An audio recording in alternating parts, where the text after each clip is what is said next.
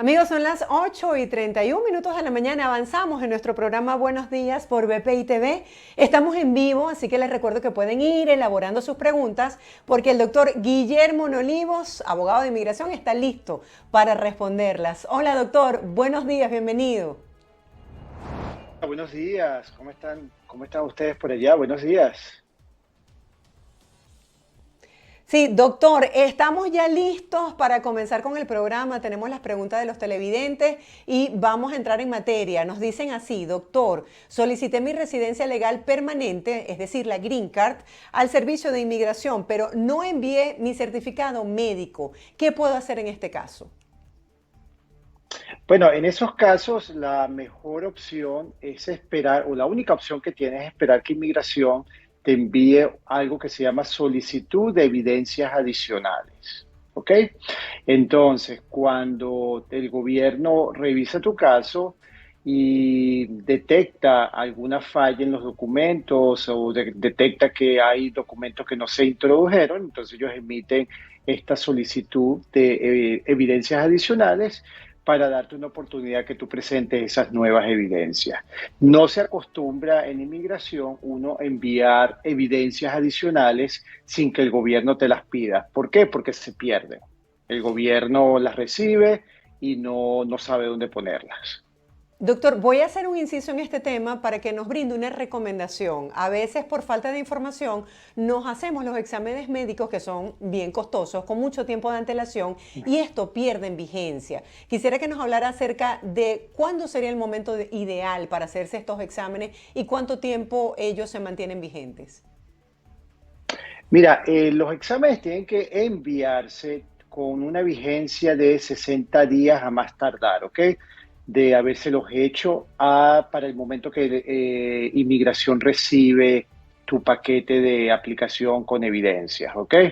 Entonces, ¿qué quiere decir? Que si hoy estamos a 17, entonces estaríamos hablando 17 de agosto, septiembre, octubre.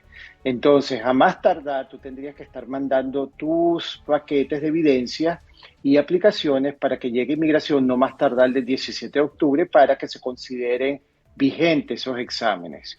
Luego, una vez que inmigración recibe esos exámenes, ellos tienen una vigencia aproximadamente de 2 años, ¿ok? Okay.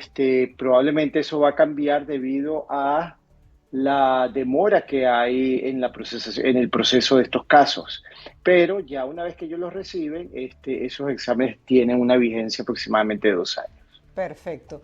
Doctor, un televidente nos escribe lo siguiente: tengo una empresa, ¿cómo hago para contratar un personal que está en este momento en México?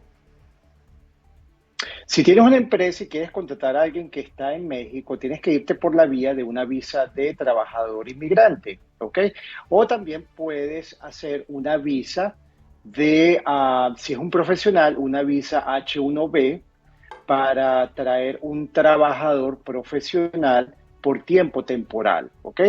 Va a depender de cuáles son las habilidades de este empleado que tú quieras traer para determinar el tipo de visa que tú deberías solicitar y además si tu intención es traerlo de manera permanente o de manera temporal. Entonces, habría que determinar cuáles son tus objetivos, tus planes a largo plazo, para entonces aconsejarte la mejor visa que puedas conseguir para este empleado. Doctor, ¿esto aplicaría de igual manera para cualquier trabajador que estuviese en cualquier país de Latinoamérica? Bueno, claro, dependiendo nuevamente del tipo de visa y de nacionalidad, porque hay ciertas nacionalidades que tienen, si es una visa de inmigrante, o sea, un trabajador que viene a vivir a Estados Unidos de manera permanente, hay ciertas nacionalidades que tienen espera, ¿ok? Entonces, va a depender de la nacionalidad de la persona, pero en general los países de Sudamérica no presentan problema con este tipo de visa. Perfecto. Un usuario de nuestras redes nos pregunta: ¿es posible sacar, doctor, una visa de tránsito C1 si yo estuve ilegalmente en los Estados Unidos? Cuando tú tienes un periodo de ilegalidad, ya automáticamente tienes una prohibición de venir al país, ¿ok? Dependiendo del periodo de tiempo sin permiso, dependerá el castigo. si estuviste más de 6 meses, pero menos de un año sin permiso en el país y quieres volver a regresar, no vas a poder hacerlo por 3 años. Si estuviste de más de 6 meses, de más de un año sin permiso en los Estados Unidos, el castigo es de 10 años y no vas a poder regresar al país por 10 años. Doctor, cuando se establecen este tipo de castigos, ¿hay como una predisposición para que le puedan aprobar a uno las solicitudes a futuro? Bueno, claro, tú vas a tener que demostrar luego de que transcurrió el periodo de castigo, de que calificas nuevamente para el tipo de visado que estás solicitando. Entonces, si eres una persona que quiere solicitar un visado de turista, entonces va a ser complicado si tú no tienes suficientes lazos en el país de origen o en el país donde resides para convencer al gobierno o al oficial consular que tú vienes nada más por un periodo corto. Claro, por eso es que es bueno cumplir con todas las leyes para no caer en esa lista negra. Claro, porque ya estás dejando un antecedente inicial de una visita en donde no cumpliste con las normas del país y ellos obviamente que toman eso en consideración.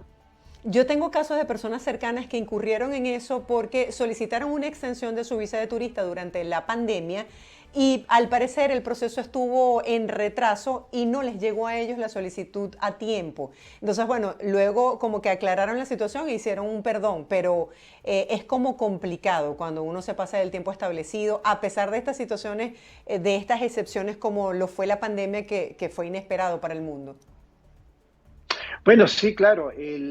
La persona, por ejemplo, lo de la pandemia, pues tú tienes una explicación clara, ¿no? Decirle al gobierno, bueno, yo no podía regresar, solicité una extensión durante el tiempo que estaba legal en el país. Sin embargo, para el momento que salí ya de Estados Unidos, todavía no había recibido una respuesta o logré salir del país y no pude esperar por la respuesta. Entonces, pero lo hice todo legalmente. Perfecto. Doctor, ingresé por la frontera sur, nos dice un televidente, me regresé a mi país y ahora quiero solicitar una visa H2B. ¿Cuáles son los trámites a seguir? ¿Lo puedo hacer? Bueno, si entraste por la frontera sur, habría que ver qué pasó con tu caso, porque obviamente hay un registro de que tú entraste de manera ilegal al país. Entonces, el haber entrado de manera ilegal, pues ya es una razón para que te puedan negar una visa H2B. Tienes que primero determinar qué ha pasado con tu caso de inmigración, si te mandaron para la corte, no te mandaron para la corte, porque el gobierno no está al tanto de que tú regresaste a tu país. No sé si tú notificaste a la corte que regresaste al país. Hay muchas interrogantes en tu caso para poderte dar una respuesta. Doctor, este caso es muy común y tengo muchas dudas con respecto a esto porque viví una situación similar. Un televidente nos dice lo siguiente, pedí un caso de asilo, introduje mi caso de asilo, pero se me murió mi papá y tuve que ir a Venezuela. Luego entré a los Estados Unidos con la visa de turista. ¿Cuáles son las consecuencias que se me pueden presentar de ahí en adelante? En mi caso, cuando estaba haciendo mi trámite, me recomendaron no salir del país porque los funcionarios de inmigración son independientes en cada país y murió lamentablemente mi papá y yo acaté esa sugerencia que me hizo el abogado. ¿Qué es lo más recomendable cuando uno está en un proceso migratorio? Bueno, volviendo al ejemplo a la pregunta del amigo, de verdad que es sorprendente que él haya podido regresar con una visa de turista. Generalmente cuando una persona aplica por asilo, y sale del país, se entiende que su asilo quedó abandonado, ¿ok? Si la persona sale del país sin permiso. Entonces, a lo mejor la persona salió, tenía todavía 6 meses de estadía y nuevamente hay datos que no tenemos, ¿verdad? Claro. Pero vamos a asumir que la persona salió dentro de los 6 meses de permiso para estar dentro del país, tenía un caso de asilo, ese caso de asilo se consideró abandonado, ¿ok? Volvió a entrar. Si la persona quiere volver a solicitar asilo, lo pudiese hacer, pero va a tener que explicar en su entrevista de asilo por qué regresó a Venezuela, cuánto tiempo duró en Venezuela, qué medidas tomó en el país para que no fuese el objeto de de otra persecución, de ataques continuados, ya que regresó al sitio donde fue perseguido aparentemente. Entonces, esas son respuestas claves que la persona va a tener que responder para justificar su regreso al país, no solamente justificar el regreso al país, pero para darle a entender al gobierno las medidas que tomó para que sus atacantes no supiesen que estaba de regreso. Doctor, hubo una persona que obtuvo la residencia a través del asilo aquí en Estados Unidos, pero tuvo que regresar a Venezuela. Esa persona quiere saber si a futuro eso le puede traer consecuencias. Es decir, independientemente de cuál sea la vía para obtener esa residencia, ¿la persona puede volver a su país de origen? Cuando estamos hablando de casos que no es asilo, la persona puede regresar a su país de origen sin ningún problema, ¿ok? Por ejemplo, tú conseguiste tu visa o tu green card por habilidades extraordinarias, entonces, pero eres de Venezuela, eso no te pone ninguna restricciones en cuanto a regresar a Venezuela de visita. Ahora, si tú conseguiste tu residencia basado en asilo, la historia es distinta porque tú inicialmente conseguiste una estadía en este país por miedo de persecución en Venezuela. Entonces, aunque la ley no dice nada no establece ninguna prohibición acerca de regresar al país de origen cuando la persona consigue su residencia por asilo, pudiese ocurrir que te encuentres en el aeropuerto con un oficial que sea un poco estricto, ¿verdad? Y cuestione ese viaje a tu país de persecución, ese regreso al país de persecución. Y bueno, te puede hacer pasar un mal rato, ¿ok? Dependiendo también del tiempo que estuviste en el país de persecución, si fueron meses que estuviste, han habido instancias donde el oficial pudiese iniciar procedimientos en la corte, o sea, enviarte a la corte con un juez para determinar si tu residencia te la quitan o no o la mantienes, pues. Doctor, y en el caso de que la persona haya solicitado un asilo, pero haya obtenido su residencia porque se casó con un ciudadano americano, ¿puede regresar a ese país de origen o no es recomendable? Bueno, esto es ya estamos en el lado gris de los ejemplos, ¿no? El lado donde no hay una directriz exacta, ¿verdad? Basado en la residencia permanente en sí, no habría restricciones porque es otro motivo. Este, mm, Retirar el caso de asilo antes que te llamen para una entrevista significa que, bueno, que tú reconsideraste tu petición y ya no necesitas solicitar asilo. Entonces, si ese es el escenario, yo no vería problema en que la persona regrese al país de origen o al país de supuesta persecución después de haber conseguido su residencia por otra vía, por matrimonio, como tú dices, o por empleo también, ¿ok? Este, yo ahí sí no veo ningún problema. ¿Okay? Ahora, si la persona ya le negaron el caso de asilo y está en la corte, y luego, después de muchas jugadas técnicas, se logra conseguir la residencia, yo sí diría que tuviese cuidado porque ya su primer caso de asilo fue analizado, ¿ok? Y o ella mantuvo ante un oficial de asilo que tenía miedo de persecución. Aunque luego hayan considerado que lo que demostró no es miedo de persecución, bueno, ya eso es algo también que se puede usar a favor, ¿no? Pero ya es un tema un poco más delicado regresar al país de origen después de que tu caso de asilo ha avanzado varias etapas.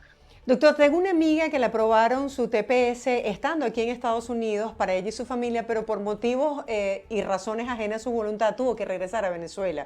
¿En qué momento ella puede volver a hacer una solicitud para entrar de nuevo al país? Soto, la persona solicitó el TPS o se lo aprobaron. Se lo aprobaron. Se lo aprobaron. Y salió, y Y, bueno, eso va a depender. y está Y más salió de sin 6 permiso, o meses en sea, Venezuela. ok. Bueno, si la persona ya tenía tiempo ilegal en el país antes que le aprobaran el TPS, probablemente su visa ya está cancelada. Si estuvo más de 6 meses, ya su visa probablemente está cancelada. Y si no está cancelada, pues puede ocurrir que en el aeropuerto se la cancele, ¿ok? Entonces ella va a tener que volver a pedir una visa, solicitarla por el consulado, esperar que le den su cita y bueno, nuevamente demostrar que tiene lazos permanentes con Venezuela, si es donde vive, para que el oficial consular no tenga dudas de que ella no intenta quedarse permanentemente en el país. El hecho de que tuvo TPS y se regresó pudiese ser algo positivo, pero algo negativo fue el hecho de que se quedó, si se quedó ilegal, el tiempo que se quedó ilegal. Doctor, nos dice un televidente, mi caso de inmigración fue desestimado por un juez de inmigración. ¿Cuánto tiempo se está tardando una moción de apertura? Cuando el juez desestimó tu caso, habría que ver exactamente qué fue lo que pasó, ¿ok? Por qué desestimó el caso y por qué estás buscando reabrirlo, ¿ok? Si el gobierno es el que introdujo una moción para desestimar el caso, va a ser algo difícil que el juez vaya en contra de esa moción del gobierno o en contra de esa orden otorgándole la moción al gobierno desestimando el caso. Nada más, son muy pocas las instancias donde los jueces pueden desestimar casos en la corte. La fuerza en este tipo de acciones la tiene el gobierno. Entonces, habría que ver qué es lo que el gobierno alegó para desestimar tu caso, pero en líneas generales el gobierno tiene amplia latitud para desestimar casos en la corte. Seguimos con las preguntas de los televidentes. Doctor, le dicen así, quiero pedir una visa de talento, yo soy talentoso, pero no he tenido mucha experiencia, es decir, no he tenido la oportunidad de trabajar tanto a nivel de lo que es su área de talento. He hecho algunos eventos por mi cuenta para recaudar evidencia. ¿Eso está bien? ¿Se darán cuenta en inmigración? ¿Cómo puedo sustentar mejor mi caso? Bueno, claro que en inmigración se van a dar cuenta. Acuérdate que la carga de la prueba la tienes tú, ¿ok? Entonces, tú eres el que tienes el bolso lleno, el maletín lleno de evidencias y se lo expones al gobierno. Entre menos evidencias tengas, pues menos vas a convencer al gobierno que tienes talento. Entonces, estos son casos que requieren mucha corroboración, cartas de personas que se destaquen en el área donde tú eres talentoso, reconociendo tu trabajo, tienes que incluir premios que hayas recibido, tienes que incluir críticas de tu trabajo. Si eres artista, pues entonces críticas en periódicos, en revistas. Si eres científico, pues tu trabajo, quienes lo han evaluado. Si has sido o no jurado en paneles donde evalúan el trabajo de otras personas. Son casos que requieren documentación. Entonces, yo te recomiendo es ir trabajando fuertemente en reunir la mayor cantidad de evidencias, hablar con un abogado para ver si las evidencias que tú tienes son suficientes o si hace falta algo más. Que nosotros los abogados somos los que te podemos decir, mira, este caso se ve que está listo para introducirse, no, este caso yo creo que todavía le faltan evidencias, ya que no tienes esto, no tienes aquello, no hay muchos reconocimientos, solamente tienes un artículo que habla de ti, etcétera, etcétera. Claro, hay personas que fabrican o generan su propia evidencia sin ser verdad, pensando que no se van a dar cuenta. Y existen encuestadoras y organismos aquí en Estados Unidos que verifican la información. Uh-huh. Correcto, correcto. Tú no puedes estar, o sea, hay mucha gente que usan PRs, para proyectar su imagen, pero eso no quiere decir que la persona en verdad tenga un talento en el área donde la persona lo dice, ¿ok? Y fabricar evidencias no es recomendable, obviamente. Estás engañando al gobierno para conseguir un beneficio migratorio y si el gobierno te descubre, pues no vas a poder obtener ese ni otro beneficio en un largo tiempo. Claro. Doctor, para la renovación del TPS para venezolanos, ¿puedo enviar la misma documentación que se envió en la solicitud inicial? Bueno, todavía el gobierno no nos ha dado las directrices, qué es lo que va a pasar con este este periodo de re-registración, ¿verdad? Pero en casos anteriores lo que ocurre es que la persona demuestra que ha mantenido su estatus de TPS desde que se lo aprobaron hasta el momento que le toca otra vez solicitarlo. O dependiendo qué es lo que dice el periodo, las indicaciones del gobierno, que tienen que demostrar presencia física, residencia continua dentro del periodo tal y tal. Entonces habrá que introducir evidencias de ese tema. Pero no va a ocurrir que te pidan evidencia nuevamente que estuviste presente en el 8 y 9 de marzo, porque ya eso del año 2021, porque ya eso se decidió, ya eso el gobierno determinó que sí era así porque te otorgó el TPS. Doctor, ¿qué pasa en el caso de que no se extienda el TPS, por ejemplo, con las personas que ya se les vence su permiso de trabajo? ¿Se quedan sin un estatus legal, pierden su permiso de trabajo, el uso del ID? ¿Cómo opera en este caso? Bueno, ya el presidente el mes pasado dijo que se extendía el periodo de TPS para las personas que ya lo tienen, pero lo que no han dicho todavía es cuándo va a empezar ese periodo de solicitud de extensión, llamémoslo de esa manera, ¿ok? El gobierno todavía no ha dicho ni cuándo va a aceptar, cuándo va a empezar a aceptar solicitudes de extensión del estatus de TPS, ni cuáles son los recaudos que va a solicitar para aprobar esas extensiones. Entonces, ahorita no hay, y esto es importante decirlo, no hay una ventana para aceptación, no hay una fecha de aceptación de aplicaciones para renovar o para extender, perdón, el estatus de TPS. Por ahí he visto abogados que dicen que ya están renovándolo, que ya están, quizás lo que están haciendo es aceptando clientes, ¿ok? Pero todavía nosotros los abogados no tenemos indicación del gobierno de cuándo es que va a empezar a aceptar las extensiones, las solicitudes de extensiones de TPS para Venezuela. Gracias por esta aclaratoria. Se hizo entonces el anuncio, pero todavía no se está poniendo en práctica Ujú. porque no están claras las reglas del juego. Doctor, para Correcto. la renovación, ¿hay que pagar el fee para las huellas? Probablemente sí, siempre hace falta, siempre en aplicaciones que se solicitan huellas, hay que pagarlas. En este caso, el TPS es una de esas solicitudes. Doctor, ¿esos fees se mantienen estables o van incrementándose de acuerdo, por ejemplo, a los índices inflacionarios? ¿Cómo se establecen esos fees? Esos fees se aumentan luego que el gobierno emite un aviso de aumento de tarifas, ¿ok? Todavía no ha habido un aumento de tarifas, no ha habido un aviso de aumento de tarifas, así que siguen siendo las mismas tarifas, $135 para la renovación del TPS. Doctor, nos hace una pregunta un televidente. ¿Podría decirme qué tiempo tarda la petición de un residente a su cónyuge e hija menor?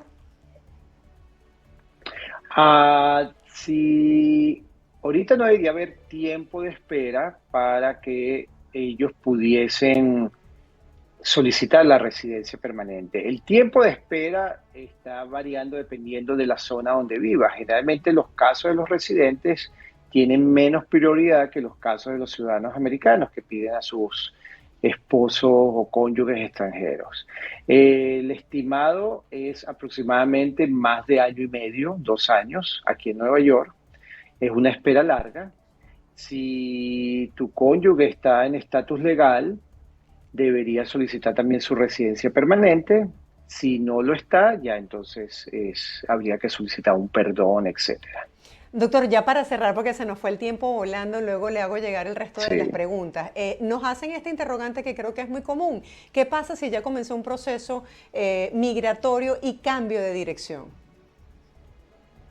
Bueno, esto es muy importante que lo hagas. Tienes que llenar un formulario que se llama o se conoce como el AR11. y allí tú le notificas a inmigración que te cambiaste de dirección. Aunque ahorita está el gobierno muy lento con el procesamiento de estas aplicaciones, actualización de su base de datos, es importante que tú lo hagas. Esto lo puedes hacer inclusive online, ¿ok?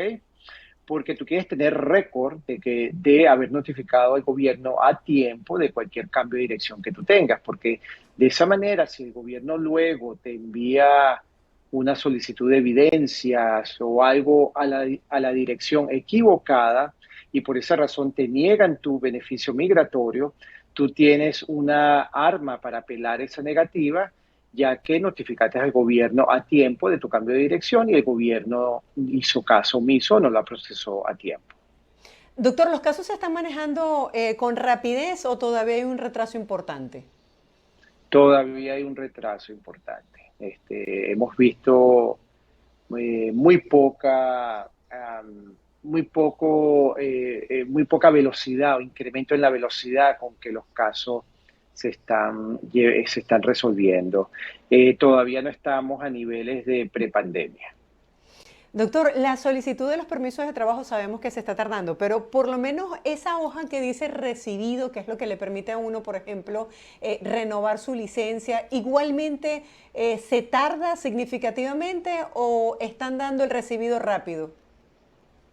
Generalmente se tarda 30 días, ¿ok? Ok.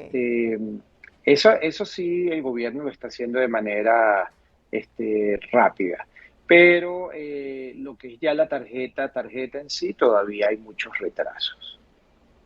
Perfecto. Doctor, Lamentablemente, sí hay gracias problemas, sí. por toda esta información tan valiosa. El resto de las preguntas se las haremos llegar a su correo y bueno, estamos en contacto. Feliz día, feliz semana y será hasta un próximo encuentro.